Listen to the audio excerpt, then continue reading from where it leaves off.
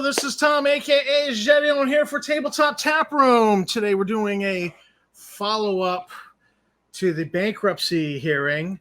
I suppose we could call this part 4, but it's more of a consequences, chickens come home to roost type of report. It'll be very short. But before I get to that, let me just say thanks for watching the video. Thanks to my subscribers. You guys are great. If you've not subscribed, you know what I'm going to say. Please hit the like, subscribe, bell icon. Help me build the channel. And while we're at it, let's get paying the bills out of the way and get a quick word from my sponsor.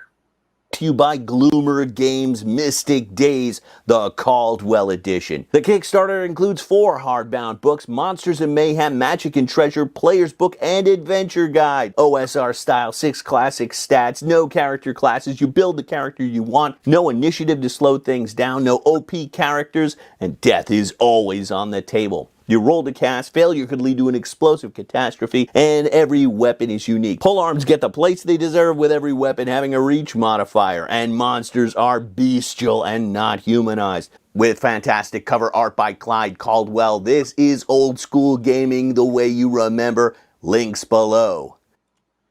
Yes, Gloomer Games Kickstarter, which, by the way, it funded in like 3 days, I think.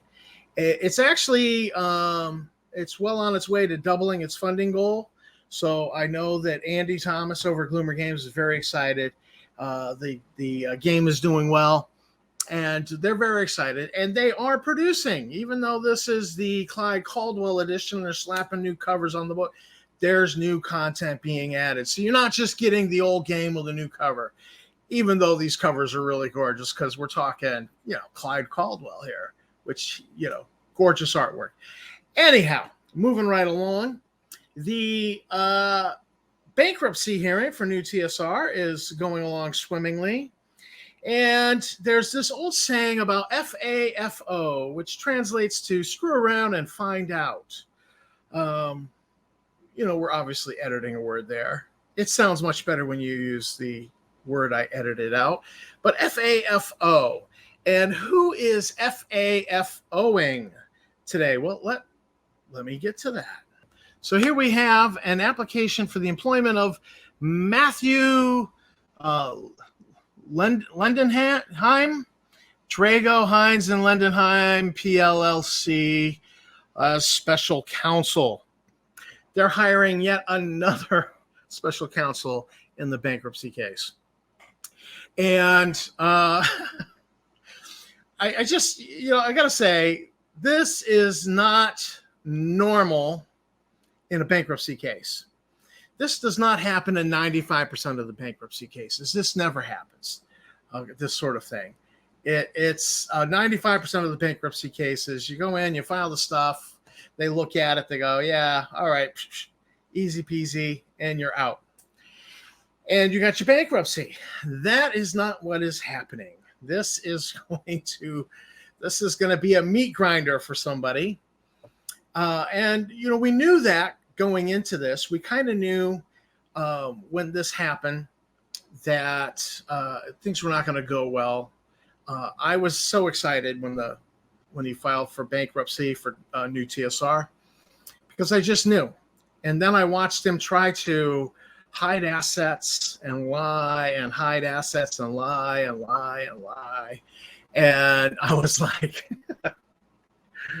oh my goodness, this really is not going to go well. And so this is the evidence of it. This, I'll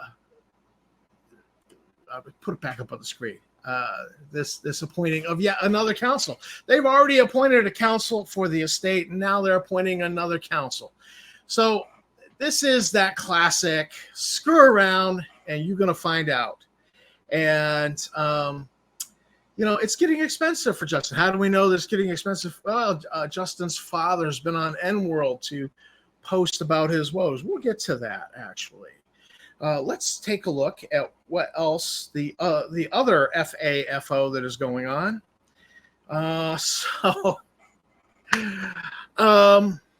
Michael Hovermail. And so Michael showed up at the trustees hearing and had a few questions for Justin. Justin had scripted responses.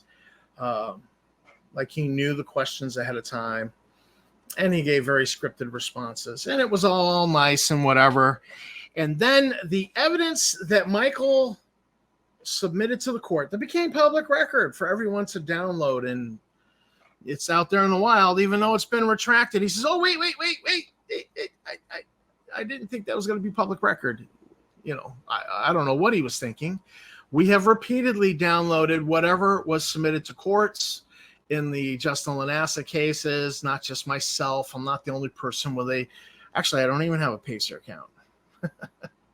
Somebody else in my house has a Pacer account. I just use hers. But I'm not the only person with a Pacer account who's downloaded and then reported. Plenty of other people have done that. And so I don't know what he was thinking when he submitted that, and he didn't redact anything, although we did see signs of some redaction in there, but it was just redaction that protected Michael. And meanwhile, he doxed all these TSR veterans out there with their information, their phone numbers, email addresses.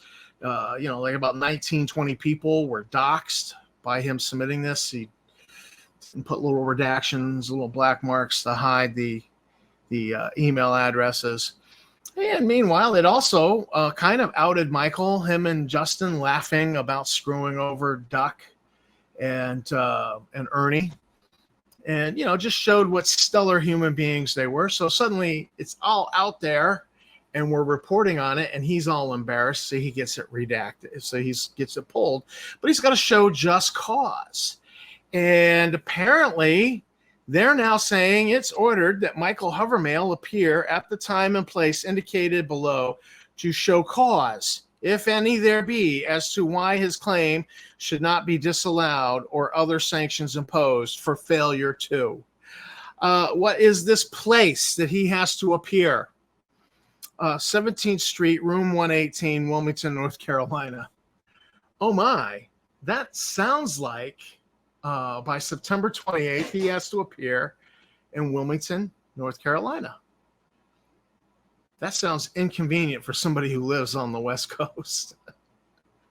So a little bit of screwing around there on Michael's part, and I guess now he's going to find out. I guess he's going to get to enjoy this. Good luck with that, Michael. And let's get to Dungeon Hobby Shop Museum and William G. talking about N-World. And basically, what's funny here is that every so often, Lanassa gets his father to go online and post something for him in his defense. And William just doesn't know gaming. It's clear he doesn't know the situation, clear he doesn't know gaming. And it's kind of funny. So when you read this here, you got the reviewer on N-World, maybe on something about the current owner of D&D's games. However, the Dungeon Hobby Shop Museum is not owned by D&D Games. He's saying D&D Games here. It's the man is not even in tune enough to say Wizards. I mean, Wizards is easier to type than D&D Games. You got to capitalize those D's. You got to put an ampersand in there for and. It's just easier to type Wizards. He's not even doing that. Or Wizards of the Coast or WotC. I mean, WotC's even easier to type. It's 4 letters. We all know but he's like D&D Games. D&D Games, the owner of D&D Games. Well, that's funny because that's like an admission that they own the copyrights that we're being squatted on, right? Absolutely. So they don't own the Hobby Shop Museum. No, they don't. That's okay. The owners of the D&D company, again, it's Wizards, dummy. He's just not even in tune when he comes to his son's defense. William G. This is Lanassa's father. The owners of D&D company are attacking the owner of Dungeon Hobby Shop Museum, trying their best to destroy him. Now, that's an interesting That's an interesting statement. I actually do believe that they have determined they're going to squash him like a bug. So I would say, yes, they are doing their best to destroy him. And the question would be, why? Why is WotC doing their best to destroy him? Well, that would be because he sued them. You see, I've actually been in discussions with someone, and we were discussing this idea that, Justin thought he would get bought out by WotC for $100 million for the trademarks to get them back. And, we really discussed it, that what the real number was that they probably would have if he had quietly squatted on those trademarks, quietly, without making a buzz, without raising a stink. And then they decided to try to get them back. They would never have sued him. They would have offered him $10,000 a trademark. Okay? They would have offered him about $50,000. Why? Because their legal firm that they retain is high profile. And a high profile legal team like that, I mean, what's that retainer? That retainer's minimum 50 grand. I mean, I don't know. I'm just talking out my butt here, but I don't know. But I would have to imagine it's got to start at 50 grand, the retainer, for that kind of a legal team that does that level of high profile court. I mean, this is not a legal team that Joe Schmo driving a dump truck with a CDL goes and retains to get his divorce. That kind of lawyer, that's a $3 grand retainer for a divorce. Okay. And then more and more money, because you're going to go 9 to 10 grand, 15 grand to purchase a divorce. So they probably would have paid him. But, the fact that he sued them, that forces them to drop the retainer. So there's no more, we'll buy him out for 10 grand a trademark to get it back. There's no more of that. And this delusional turkey thinks he's going to get 100 million. No, we'll squash him and we'll stick him with the legal bill after the fact. We'll sue him for the legal expenses because, he sued us. It's not our fault. He's the one doing bad. The court side's against him. Pay us. That legal tab is probably, some estimates I've heard, have to be in the $500,000, climbing to $1 million. And they don't care. They're going to go after him for it. Why not? Him and his wife own 1920 properties in the public record in the Wilmington, North Carolina area. So why not? Just put liens on all those properties. They'll put liens on his businesses. I mean, he's got a pot business in Wilmington that's completely entangled with the Dungeon Hobby Shop. He's got Museum of the Weird. I'm told it is entangled in all of this. I've not seen the evidence of that, so I can't say that. He's got a Hardwire Tattoo, which cut checks for payment of stuff. He's got Museum of the Weird, Hardwire Tattoo, the pot business. There's another one I'm missing, but he's got all this real estate. So yeah, liens are coming down the pike. Liens are going to come down the pike when the judgment goes against him. And now you've got this whole federal thing where you've got counsel being hired to represent the estate. You've got counsel being hired to assist the trustee. And you've lied in federal court, my opinion, based off what I saw, trying to hide assets and such. Not going to go well.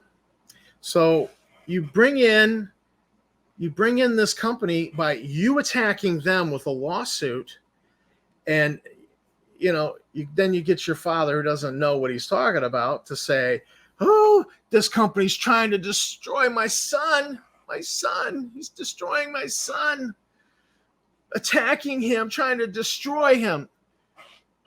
He did it to himself. This was FAFO. Screw around and find out. He sued them. Dropped it, then he resued them. And they were like, fine, counterclaim. This is on him. And what you don't see with them with these people is any owning of it. There's no owning of it. There's no, oh, hey, my bad, no apology. It's always somebody else's fault. Them. This guy has been a douche-waffle to the community. He wonders why the community would turn on him. He's been a douche-waffle to TSR veterans, trying to strong-arm them with ridiculous contracts that assign over anything they ever discuss or think of or come up with creatively from the time they sign it becomes his property. What, are you kidding me? Nobody's going to sign that. Nobody did. You know, wants to, oh, I'll license these trademarks I'm squatting on. I'll license them to you to use. And people are like, yeah, no. You know, I mean, this guy has done nothing but shenanigans in the community while antagonizing fans, while insulting wonderful people like Darlene Artis, you know, that she refused to bend to him. So, you know, he calls her, see you next Tuesday, Asaurus. Okay. Trying not to be too blunt here with it, but I mean, he calls her what, and he attacks her, you know, and that video he did that was like a veiled threat. I'll try to keep you out of involvement in the court thing. Was a hint like, you better come on board or you're going to end up involved in this court thing. No, she won't. And honestly, go ahead and try. It's so not going to go for you, Justin. So not going to work in your favor. But meanwhile, he gets his father to do a post, the Dungeon Hobby Shop Museum here, and the guy's, he's either ignorant of the facts or he's doing the, my son's a good boy, a very good boy. Yeah, your son's a good boy. On learning the original, you know, you see, you get all this D&D games, D&D games. D&D launched a smear campaign and lawsuit to try to put the founder of the Dungeon Hobby Shop out of business. Excuse me. WotC didn't sue. Justin sued WotC. Those are the facts. Public record. I mean, this guy's Looney Tunes. You even say this, but we saw this before when he would try to come on social media and defend his son. They're destroying my son. And then he goes down here and says that they're evil because they're woke. Look, that's as bad as somebody going, all them Republicans, all those Republicans, they're evil.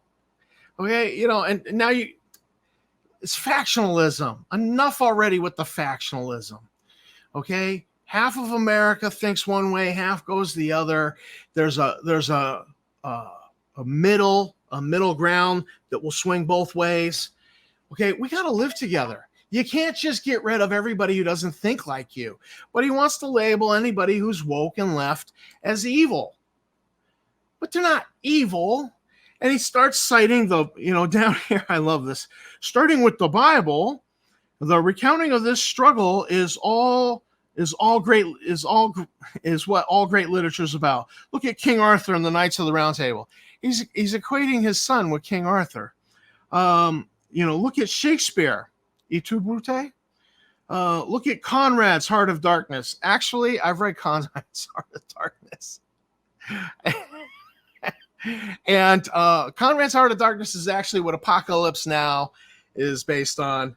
And I would equate Justin with the character at the end. Not with the guy who's going in quest to find. No, Conrad's Heart of Darkness has no application to this, but that's funny. Look at Animal Farm. Yeah, Animal Farm was a critique of communism. Sure. I don't see how that applies. And I could go on and on, but I think you get nobody got the message, dummy. And it's funny that you invoke the Bible, because I remember but at one point he actually said he was going to start something for Satanists, and that Satanists could come in and be a part of this thing if they pay. And I was like, what? what? But then all of a sudden it was deleted and gone because he saw that wasn't going to work in his favor. But, enough of us screenshotted it. So, yeah. It's funny that you would invoke the Bible in defense of your son.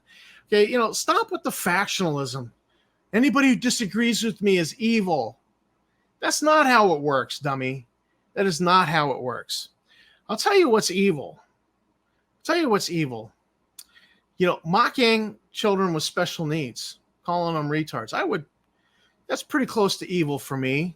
Mocking a father whose daughter died and then mailing him autopsy photos claiming that they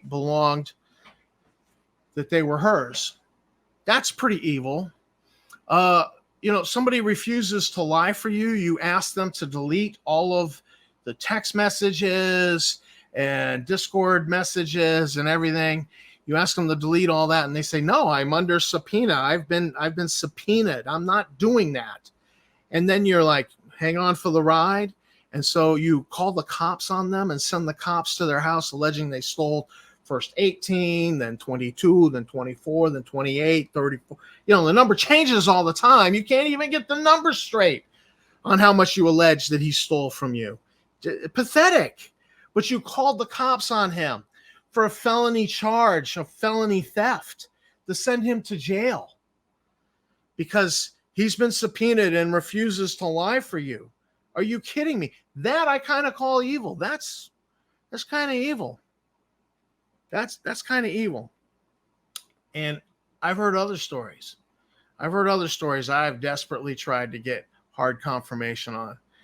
And so without secondary confirmation on them, I won't say them. But these other stories really paint a very heinous picture. I call that stuff evil. Okay? That's what I call evil. Not somebody because of how they vote Democrat or because they vote Republican. Stop the factionalism, William G. Grow up. You're a grown-ass man. Grow up. Invoking the Bible where your son is concerned, absolutely rich. So that's today's lesson in the screw around and find out. I think we're going to end up looking back at this. I recently actually interviewed somebody and they said, we got to get the guy out of the hobby. The OSR, it's a small pool. It's a small hobby. We got to get the guy out of the pool who's pissing in the pool. And I thought, man, that is a great quote. We got to get rid of the guy who's peeing in the pool. And, that is this buffoon who's declared bankruptcy, who sends his father to go defend him, make posts to defend him. It's just ludicrous. Stating falsehoods that we know are absolutely false because we have the public record that it was Justin that sued Watsy. Not Watsy attacked the Dungeon Hobby Shop. They could care less. But when you sue them in federal court, they have to pay attention. We got to get a lawyer. They don't go out and put a $3,000 retainer down for a lawyer. They get law firms, high profile law firms, $50G. That's where they are. They probably would have bought him out on those for $50,000. Cheaper than getting a law firm. Cheaper than going that route. But, he had to run his mouth. He had to be big man. I'm the big man here. And look what it's got him. He is mired in federal court now. He has got so many lawyers who are now looking into him, his testimony, his assets, the assets of the TSR museum. This ridiculous claim, Dungeon Hobby Shop existed first. Yet if you go to the Dungeon Hobby Shop website right now, I was there today. If you go there right now, the Dungeon Hobby Shop website, when you look at the address bar, it says tsrmuseum.com, tsrmuseum.com. That's the Dungeon Hobby Shop's website. And yet, oh yeah, no. Dungeon Hobby Shop existed before TSR. All those public record. This stuff's been filed. It's been in existence Okay, you were cutting checks from TSR long before Dungeon Hobby Shop existed. Okay, TSR existed. You had a business bank account long before you claimed that it actually happened. So this is the end result of screw around and find out. So yes, the natural process of things with federal bankruptcy courts is going to put a big crimp on Justin personally because he's lied in court. I don't think the end result of this is him getting by. They take a dim view. And when they've gone this far to hire counsel for the estate of TSR, for the TSR LLC, and now they've hired more, and then wait, I forgot. They hired accountants. They hired accountants to dig into the finances. So they hired 2 accountants. Now they got this law firm, 4-person law firm, and they're hiring them also for the case. It's going south hard for Justin. It's absolutely going south. And I think we're going to look back and say that the filing for bankruptcy was the pivotal turning point. I'm announcing it right now.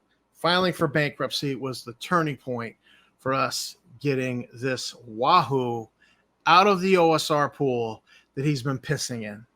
We don't need him here. We need him gone.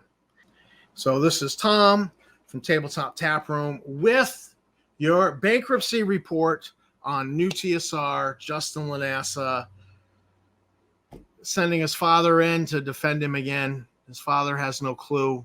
The man is completely clueless. He doesn't even know to call wizards or WotC. The owner of D&D games. It's just, I read that, I laughed. I just chuckled. So I'm going to say keep on gaming. Thanks for watching the video, and keep on gaming. Just don't do it with any new TSR products, which are precious few and far between.